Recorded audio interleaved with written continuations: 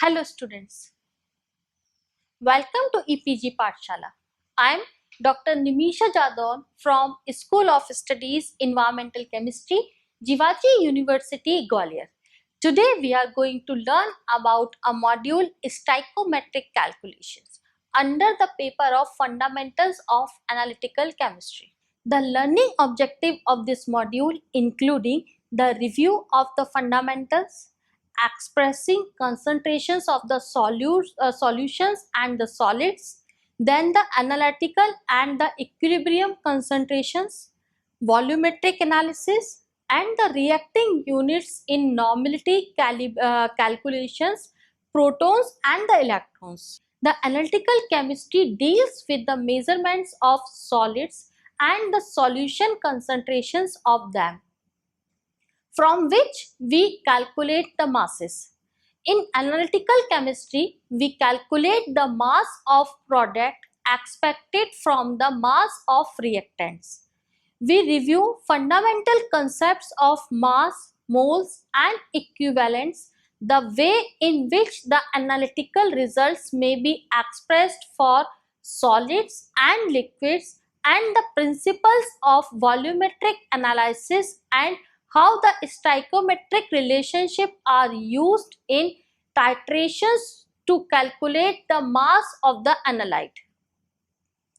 First of all, we have discussed here about the review of the fundamentals.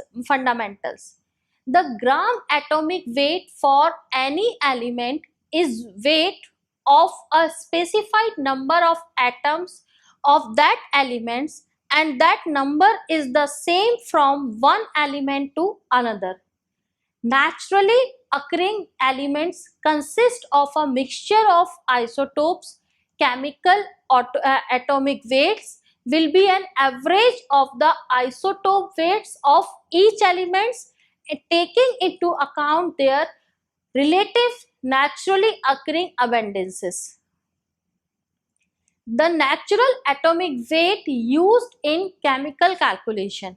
The another measurement used by chemists in gram molecular weight, defined as the sum of the atomic weights of atoms that make up a compound.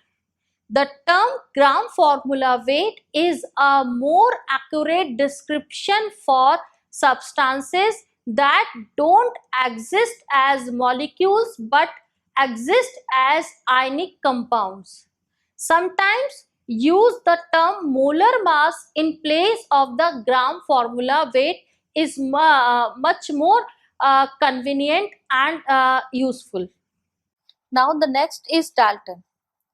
The biologist and the biochemist sometimes use the unit Dalton to report masses of large proteinaceous substances such as chromosomes, ribosomes, viruses, and mitochondria, where the term molecular weight would be inappropriate.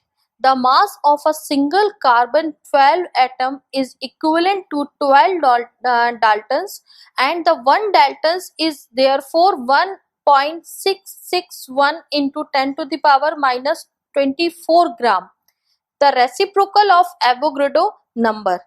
The number of Daltons in a single molecule is numerically equivalent to the molecular weight in gram per mole. Now we discuss here about the moles. This is the basic unit for equating things. The chemist knows that atoms and molecules react in definite proportion. Unfortunately, the number of atoms cannot count conveniently, but since the chemist has determined their relative masses, then they can describe their reactions on the basis of the relative masses of the atoms and the molecules reacting, instead of the number of atoms and molecules reacting. For example, in the reaction, silver ion reacts with chloride ion and forms the precipitate of silver chloride. We know that one silver ion will combine with one chloride ion. Since the atomic weight of silver is 107.87 and the atomic weight of chlorine is 35.45, that the 107.87 mass units of the silver will combine with the 35.45 mass units of the chlorine. To simplify calculation, chemists have developed the concept of the mole, which is Avogadro number, that is 6.022 into 10 to the power 23 of atoms, molecules, ions or other species. Numerically, it is the atomic, molecular or formula weight of a substance expressed in grams. Now, since a moles of any substance contains the same number of atoms or molecules as a mole of any other substance, atoms will react in the same mole ratio as their atom ratio in the reaction.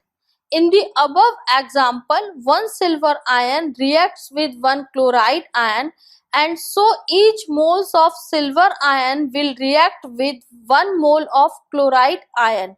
That is, each 107.87 gram will react with 35.45 gram of chlorine. The number of moles of a substance is calculated by the equation moles is equal to grams upon formula weight in gram per mole, where the formula weight represents the atomic or molecular weight of the substance. The next is the expression of the concentration of solution. The number one of type of expression is the molarity, the most widely used expressing the concentration of the solution. The mole concept is useful in expressing concentration of the solution, especially in the analytical chemistry, where we need to know the volume ratio in which solutions of different materials will react. A molarity of a solution is expressed as moles per liter or as millimoles per milliliter. The molar is abbreviated as m, and we talk of the molarity of the solution when we speak of its concentration. A 1 molar solution of silver nitrate and a 1 molar solution of sodium chloride will react on an equal volume basis, since they react in a 1:1 ratio. Ag plus chloride ion is equal to AgCl. The moles is equal to moles per liter into liter of the solution, or we can write the molarity into the liter of the solution. The liter is an impractical unit for the relatively small quantities encountered in titration. So the millimoles is equal to molarity into milliliters, that is millimole equal to capital M into ml. Now we discuss here about the normality, a unit of concentration in quantitative analysis called normality, that is denoted by capital N. A 1 normal solution contains 1 equivalent per liter. The number of equivalent is given by the numbers of moles multiplied by the numbers of reacting units per molecule or atom. Here we have also discussed the table that in list the reacting units used for different types of reactions. For acids and bases, the number of reacting units is based on the number of protons, that is hydrogen ions, an acid will furnish or a base will react with. For oxidation reduction reaction, it is based on the number of electrons and oxidizing or reducing agents will take on or supply. Thus, for example, sulfuric acid has 2 reacting units of protons, that is, there are 2 equivalents of protons in each moles. Therefore, equivalent weight is equal to 98.08 gram per mole divided by 2 equivalent per mole, that is equal to 49.04 gram per equivalent. So the normality of a sulfuric acid solution is twice its molarity, that is N is equal to gram divided by equivalent weight upon liter. The number of equivalents is given by the number of equivalents equal to weight in gram upon equivalent weight, that is gram upon equivalents, is equal to normality into volume. The equivalent weight depends on the chemical reaction. It may vary most often in redox reaction when the different products are obtained. Here, the table shows the reacting units in different reaction. The reaction is the acid-base reaction where the reacting unit is hydrogen ion, and the oxidation reduction where the reacting unit is electron. As with molarity, we usually work with milli-equivalent quantities. So, the milli-equivalent is equal to milligram upon milli-equivalent weight in milligram per milli-equivalent. That is also equal to normality into ml of solution. In clinical chemistry, equivalents are frequently defined in terms of number of charges or anions rather than on the numbers of reacting units. Thus, for example, the equivalent weight of calcium ion is 1/2 its atomic weight, and the number of equivalents is twice the number of moles. This use is convenient for electroneutrality calculations. While normality has been used extensively in the past and is found in the scientific literature, it is not as widely used today as molarity. Molarity calculation require a knowledge of stoichiometry of the reaction, that is the ratio in which the substances react. Now we discuss here about the formality. The used term formality for solution of ionic salts that do not exist as molecules in solid or in a solution.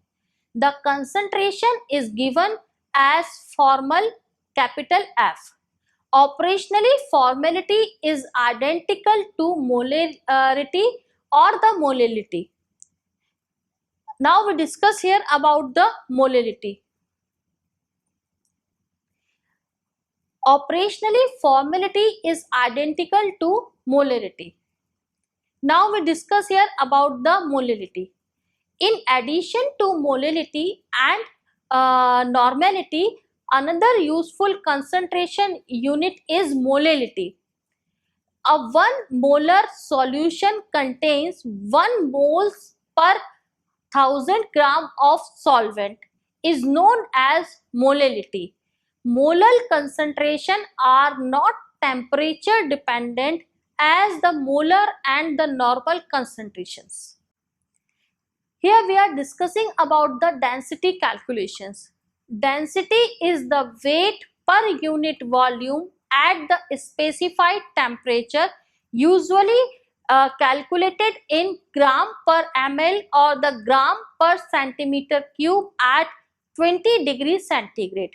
When the specific gravity is referred to water at 20 degrees centigrade, then the density is equal to specific gravity into 0.99821 is a constant factor. Now we discuss here about the analytical and equilibrium concentration.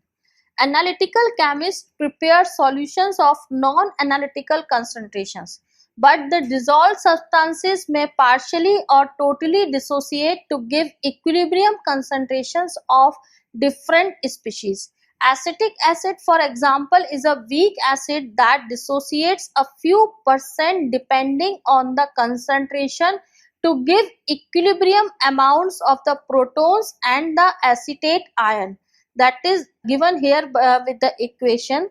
And the more dilute the solution, the greater the dissociation. Often use these equilibrium concentrations in calculations involving equilibrium constants, usually using molarity concentrations. The analytical molarity is given by the notation Cx, while the equilibrium molarity is given by the notation X in brackets. A solution of 1 molar calcium chloride, that is analytical molarity, gives at equilibrium 0. A solution of 1 molar calcium chloride analytical molarity gives at equilibrium calcium chloride solution by 1 molar calcium ion and 2 molar chloride ion. Hence, we say the solution is 1 molar in calcium 2 plus ion. Now the next is dilutions. We often must prepare dilute solution from more concentrated stock solution. For example, prepare a dilute hydrochloric acid solution from concentrated hydrochloric solution to be used for titrations, or we may have a stock standard solution from which we wish to prepare a series of more dilute standards. The millimoles of stock solutions taken for dilution will be identical to the millimoles in the final diluted solutions. Now we discuss here about the expressions of the analytical results. We can report the results of analysis in many ways, and the beginning, the analytical chemist should be familiar with some of the common expressions and the units of measure employed. The results will nearly always be reported as concentration on either a weight or a volume basis. The quantity of analyte per unit weight or the per volume of sample. The units used for the analyte will vary. We shall first review the common units of weight and volume in the metric system and then describe methods of expressing results. The gram is the basic unit of mass and is the unit employed most often in macroanalysis. For small samples or trace constituents, chemists use smaller units. The milligram is 10 to the power minus 3 gram, the microgram is 10 to the power minus 6 gram, and the nanogram is 10 to the power minus 9 gram.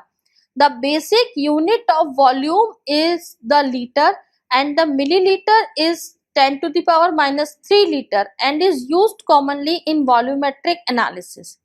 The microliter is 10 to the power minus 6 liter and the nanoliter is 10 to the power minus 9 liter or the 10 to the power minus 6 milliliter. Now we discuss here about the solid samples. Calculations for solid samples are based on weights. The most common way of expressing the result of macro determination is to give the weight of analyte as a percent of the weight of sample, that is weight by weight basis.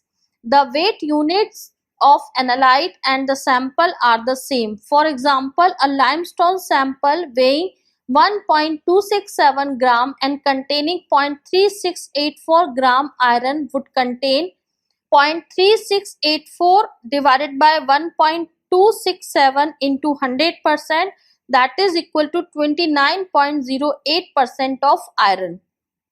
The general formula for calculating percent or a weight by weight basis, which is the same as parts per 100, then is percentage weight by weight is equal to weight of solute in gram up divided by weight of sample in gram into 10 to the power 2, that is percentage oblique gram solute oblique gram sample.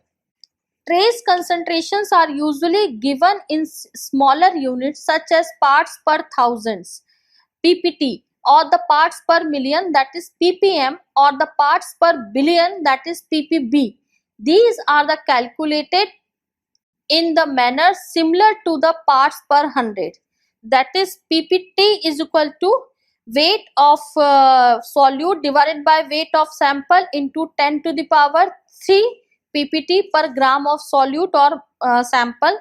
ppm is the weight of solute divided by weight of sample into 10 to the power 6 ppm, and the ppb is the weight of solute divided by weight of sample into 10 to the power 9 ppb. The table shows the common unit for expressing trace concentrations. Now the next is the liquid samples. We can report results for liquid samples on a weight by weight basis as above, or they may be reported on the basis of weight by volume. The latter is probably more common, at least in a clinical laboratory. The calculations are similar to those above, but the percentage on a weight by volume basis is equal to gram of analyte per 100 ml of sample, while the milligram percentage is equal to milligram of analyte per 100 ml of sample. Whenever a concentration is expressed as the percentage, it should, if not clear, be specified whether this is weight by volume or weight by weight. Parts per million, parts per billion, and the parts per trillion can also be expressed on a weight by volume basis, and ppm is calculated from milligram per liter, microgram per ml, and ppb is calculated from microgram per liter or the nanogram per ml, and the ppt is calculated from picogram per ml or the milligram per liter. Here again the following fundamental calculation is given here and shows through the equations. Here there should be note that the percent weight by volume is not a pounds per gram gallon of the solution. The units must be expressed in grams of solute and milliliters of solution. Here we are discussing about the volumetric analysis, or how do we make stoichiometric calculations. The volumetric or the titrimetric analysis are among most useful and the accurate analytical techniques, especially for the millimole amounts of analytes. Nowadays, manual titrations are used in situations that require high accuracy for relatively small numbers of samples. The calculations in volumetric analysis are given, including molarity and normality, titer and back titration. Now we discuss here about the titration. In a titration, test substance react with a reagent added from a burette as a solution of known concentration. This is referred to as a standard solution and is called the titrant. The volume of titrant required to just completely react with the analyte is measured. Since we know the concentration as well as the reaction between the analyte and the reagent, we can calculate the amount of analyte. Now we discuss here about the standard solution. A standard solution is prepared by dissolving an accurately weighed quantity of a highly pure material called a primary standard and diluting to an accurately known volume in a volumetric flask. Alternatively, if the material is not sufficiently pure, a solution is prepared to give approximately the desired concentration, and this is standardized by titrating a weight quantity of a primary standard. For example, sodium hydroxide is not sufficiently pure to prepare a standard solution directly. It is therefore standardized by titrating a primary standard acid such as potassium hydrogen thalate. The potassium hydrogen thalate is a solid that can be weighed accurately. A primary standard should fulfill the requirements like it should be 100% pure, although 0.01% to 0.02% impurity is tolerable if it is accurately known. It should be stable to drying temperature and it should be stable indefinitely at room temperature. The primary standard is always dried before weighing. Then next is it should be readily available and fairly inexpensive. The next is the requirement is, although not necessary, it should have a high formula weight. This is so that the relatively large amount of it will have to be weighed to get enough to titrate. The relative error in weighing a greater amount of material will be smaller than that for a small amount. If it is to be used in titration, it should possess the properties required for the titration listed above. In particular, the equilibrium of the reaction should be far to the right so that a very sharp end will be obtained. Now we discuss about the classification of volumetric methods. There are four general classes of volumetric or the titrimetric methods. The number one is acid base. The many compounds, both inorganic and the organic, are either acids or bases and can be titrated with a standard solution of a strong base or a strong acid. The endpoints of these titration are easy to detect either by means of an indicator or by following the change in pH with a pH meter. The acidity and the basicity of many organic acids and bases can be enhanced by titrating in a non-aqueous solvents.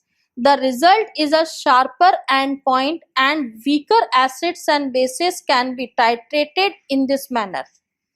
The second class of these volumetric methods is the precipitation. In the case of precipitation, the titrant forms an insoluble product with the analyte. An example is the titration of chloride ion with the silver nitrate solution to form the silver chloride precipitate. Again, the indicators can be used to detect the endpoint of the precipitation titration. The third one type is the complexometric titration or the volumetric process.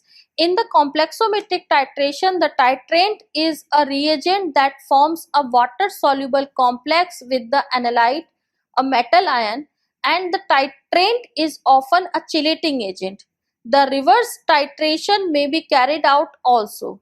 Ethylene diamine tetraacetic acid, that is EDTA, is one of the most useful chelating agents used for titration. It will react with a large number of elements, and the reactions can be controlled by adjustment of the pH. Indicators can be used to form a highly colored complex with the metal ion. The next one is the reduction oxidation titration. These redox titration involve the titration of an oxidizing agent with a reducing agent or the vice versa. An oxidizing agent gains the electrons and the reducing agent loses electrons in a reaction between them. There must be a sufficiently large difference between the oxidizing and the reducing capabilities of these agents for the reaction to go to completion and give a sharp endpoint. That is, one should be fairly strong oxidizing agent, a strong tendency to gain electrons, and the other a fairly strong reducing agent, that is strong tendency to lose electron. You can use appropriate indicators for these titration or may employ various electrometric means to detect the endpoint. Now we discuss here about the volumetric calculation. We shall use molarity throughout the majority of the text for volumetric calculation. However, another useful concentration unit for volumetric calculations is normality, which uses the concept of equivalents and equivalent weights in place of moles and formula weight. Normal concentration depends on the particular reaction, and the reaction should be specified. Some instructors prefer to introduce the concept of normality, and the students are likely to encounter it in reference book. Here are some ways of expressing concentration earlier. The basic concepts are summarized below by the equation. By rearranging these equations, we obtain the expression for calculating other quantities, which again depicted here by this equation. Generally, we usually work with millimoles and milliliters quantities in titration. Therefore, the right-hand equations are more useful. Note that the expression for formula weight contains the same numerical value whether it be in gram per mole or the milligram millimoles. Here one should note that the care must be taken in utilizing milli quantities like millimole, milligram. Incorrect use could result in calculations errors of thousandfolds. There are some important points related to the molarity calculation. The many substances do not react on 1:1 mole basis, and so the simple calculations in the above example cannot be applied to all reactions. It is possible, however, to write the generalized formula for calculations applicable to all reactions based on the balanced equation of reaction. Here the general reaction is depicted here. where A is the analyte, T is the titrant, and they react in the ratio of A by T to give the product P. Then noting the units and using dimension analysis by the formula depicted here. Note that the factor serves to equate the analyte and titrant. To avoid a mistake in setting up the factor, it is helpful to remember that when you calculate the amount of analyte, you must multiply the amount of titrate by the alter ratio of first come ratio, and then conversely, if you are calculating the amount of titrate from a known amount of analyte titrated, you must multiply the amount of the analyte by the ratio. The best way, of course, to ascertain the correct ratio is to always do a dimensional analysis to obtain the correct unit. Here, the again equations are shows to depicted the molarity concepts. Then the standardization and the titration calculation, the reverse of one another. When a titrant material of high or known purity is not available, the concentration of the approximately prepared titrant solution must be accurately determined by standardization. That is, by titrating an accurately weight quantity, a known number of millimoles of a primary standard, from the volume of titrant used or to titrate the primary standard, we can calculate the molar concentration of the titrant, taking the analyte A in equation to be primary standard. Here the equation depicted to identify the actual concentration of the secondary standard by using the primary standards. Some substance can undergo reaction to different products. The factor used in calculating millimoles of such a substance from the millimoles of titrant reacted with it will depend on the specific reaction. Sodium carbonate, for example, can react as a diprotic or a monoprotic basis, and shows here by the equation. In the first case, millimole of sodium carbonate equal to millimole acid into half of carbonate ion. In the second case, millimole of sodium carbonate equal to millimole of acid. Similarly, phosphoric acid can be titrated as a monoprotic or the diprotic acid, which is shown by these equations. Now we discuss here about the normality. The many substances do not react on a 1:1 mole basis, and so the solution of equal molar concentration do not react on the 1:1 volume basis. By introducing the concept of equivalence and the normality, we can make calculation in these cases that are similar to the molar concentration for 1:1 mole reaction. We define a new unit concentration called normality, and the symbol is N, to which stand for normal. Just as M stand for the molar, the normality of a solution is equal to the number of equivalents of material per liter of solution, and the equation is depicted here, where the MEQ represents the milli-equivalents. The equivalents are based on the same concept as moles, but the number of equivalents will depend on the number of reacting units supplied by each molecules or the number with which it will react. For example, if we have 1 mole of hydrochloric acid, we have 1 mole of hydrogen ion to react as an acid. Therefore, we have 1 equivalent of hydrogen ion. If on the other hand we have 1 mole of H2SO4, we have 2 moles of the reacting unit hydrogen ion and the 2 equivalent of hydrogen ion. The number of equivalents can be calculated from the number of moles by using these equation. Now we discuss here about the equivalent weight. The equivalent weight is the weight of a substance in gram that will furnish 1 mole of the reacting unit. Thus, for hydrochloric acid, the equivalent weight is equal to the formula weight. For H2SO4, it takes only 1/2 of the number of molecules to furnish 1 mole of hydrogen ion, and so the equivalent weight is 1/2 the formula weight, which is depicted by these equation. Just as we can calculate the number of moles from the number of grams by dividing by the formula weight, we can also calculate the number of equivalents of a substance by dividing by the equivalent weight by this equation. The normality of a solution then is calculated from the number of equivalent and the volume by given equation. Here is the table summarize the relationship between the mole base unit and equivalent base unit. Now the reacting unit in normality calculations, number one is the protons and electrons are involved here.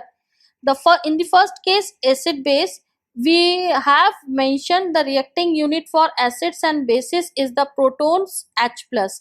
If the substance react as an acid, we must determine the number of reactive protons it possesses per molecule. If it react as a base, we must determine the number of protons it will react with per molecule by this equation. This may depend on the particular reaction we choose.